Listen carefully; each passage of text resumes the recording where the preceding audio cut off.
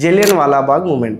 జలియన్ వాలాబాగ్ ఏదైతే ఇన్సిడెంట్ ఉందో ఆ రోజు బైసాఖి ఫెస్టివల్, కానీ ఆ రోజు జరిగింది పండగ కాదు ఫ్రెండ్స్, ఒక మారణ హోమం. జనరల్ డయర్ అనే వ్యక్తి కేవలం 10 నిమిషాల్లో 1000 మంది శవాలకు కారణమైండు. ఈ కథని నేను సర్దార్ యుద్ధం సింగ్ గారి వీడియోలో నేను క్లియర్ ఎక్స్ప్లెయిన్ చేసిన, అది కూడా ఇంకెవరైనా చూడని వాళ్ళు ఉంటే మన ఛానల్ ఉంటుంది, వెళ్ళి చూడండి. ఆ రక్తం పారిన నీళ్ళని చూడడానికి, ఏదైతే జలియన్ వాలాబాగ్ మూమెంట్ ఇన్సిడెంట్ ఉందో ఆ రక్తం పారిన నీళ్ళని చూడడానికి స్కూల్ నుండి 40 కిలోమీటర్లు నడిచి వెళ్ళిండు ఆ 12 ఏళ్ల కుర్రాడు. అక్కడ ఆ దృశ్యం చూసి అతని గుండె బద్దలైపోయింది. ఆ రక్తంతో తడిచిన మట్టి, ఏదైతే బ్లడ్ సోకుడ్ సాయిల్ ఉందో దాన్ని ఒక గాజు సీసాలోకి తీసుకున్నాడు. ఇంటికి వచ్చి ఆ సీసాని పూజ రూమ్ లో పెట్టాడు. ఆ రోజు నుండే అతని కళ్ళలో భయం పోయి పగ, రివెంజ్ మొదలైంది. సంవత్సరాలు గడిచినాయి. భగత్ సింగ్ ఇప్పుడు చిన్నపిల్లాడు కాదు, ఒక నాయకుడు, ఒక లీడర్.